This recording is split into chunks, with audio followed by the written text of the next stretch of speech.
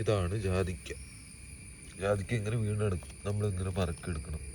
പറക്കെടുത്തിട്ട് ഇതിൻ്റെ ചുമന്ന ഈ പൂവ്, ഫ്ലവർ, ഇത് നമ്മൾ ഉണക്കിയെടുക്കും, ഇത് സെപ്പറേറ്റ് ചെയ്തിട്ട്. അതുപോലെ തന്നെ കായ, ഇതിൻ്റെ പൂവിനാണ് വില കൂടുതൽ കിട്ടുന്നത്. കായ്ക്ക് അത്രയും പൈസയില്ല. കായ്ക്ക് ഒരു 250 രൂപ അത്രയൊക്കെ കിട്ടുള്ളൂ. പൂവിന് 1500 ആ റേഞ്ചിലൊക്കെ നമുക്ക് കിട്ടുന്നതാണ്. മഴക്കാലത്താണ് ഇത് കൂടുതലായിട്ട് ഉണ്ടാകുന്നത്. ഇങ്ങനെ വീണെടുക്കുന്നുണ്ട്, പറക്കെടുക്കണം. അതിങ്ങനെ എടുക്കണം, പറക്കെടുക്കണം. ഇവിടെ എടുക്കുന്നുണ്ട്. ഇതാണ് ജാതി മരം. ഇതാണ് ജാതിയുടെ മരം.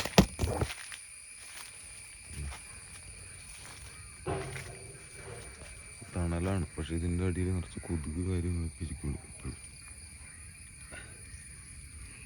വേറൊരെണ്ണം കൂടി കിട്ടി, കുറഞ്ഞ് കഴിഞ്ഞ് തീരാറായി. ഇതിപ്പോൾ ഈ മരത്തിന് ഏകദേശം 25 വർഷത്തോളം പഴക്കമുള്ളൊരു മരമാണ് കാണുന്നത്.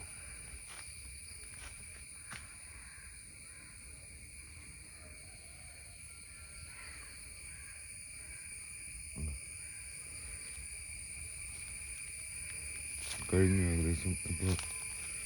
ഇപ്പോൾ ഉണ്ടായി തീർന്നു. ഇതൊരു വേറൊരു ജാതി. ഇവിടെ ഒരെണ്ണം കിടക്കുന്നു, അത് ആകെ നശിച്ചു തുടങ്ങി, ചീഞ്ഞ്.